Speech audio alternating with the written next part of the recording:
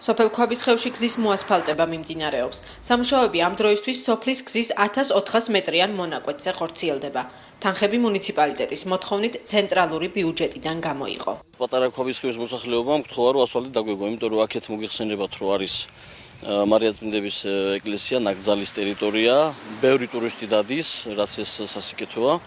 და გვინდოდა რომ შეგვეწყო ტურისტებისთვისაც რომ უფრო მეტი მოსულიყო ტურისტი. თან მოსახლეობა, რა თქმა უნდა, კეთილი მოწყობილი გზებით ისარგებლებდა. გზა იყო, მაგრამ იყო მისაყრილი იყო და ორჯერ გააკეთეს, ორჯერ ასფალტის ბიტომის გარეშე. ეს ძალიან კარგი საქმეა.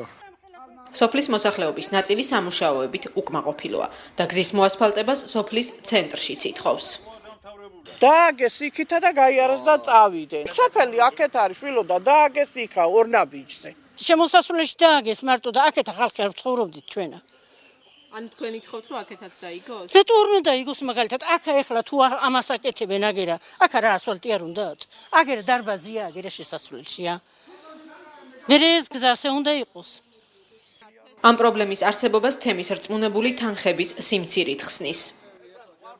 ცენტრალური ბიუჯეტიდან გამოყოფილ თანხებში ვერ ჩაეტია მთლიანად და ჩვენ ვპირდებით რომ ჩვენი ადგილობრივი ბიუჯეტით გავაგრძელებთ გზის დაგებას და მივალთ იქამდე სანამ ხალხს სჭირდება. ქვაბისხევში გზის რეაბილიტაციისთვის 9 მილიონ ლარამდე იხარჯება. რა თანხა გამოიყოფა დარჩენილი გზის მოსაასფალტებლად ჯერ უცნობია.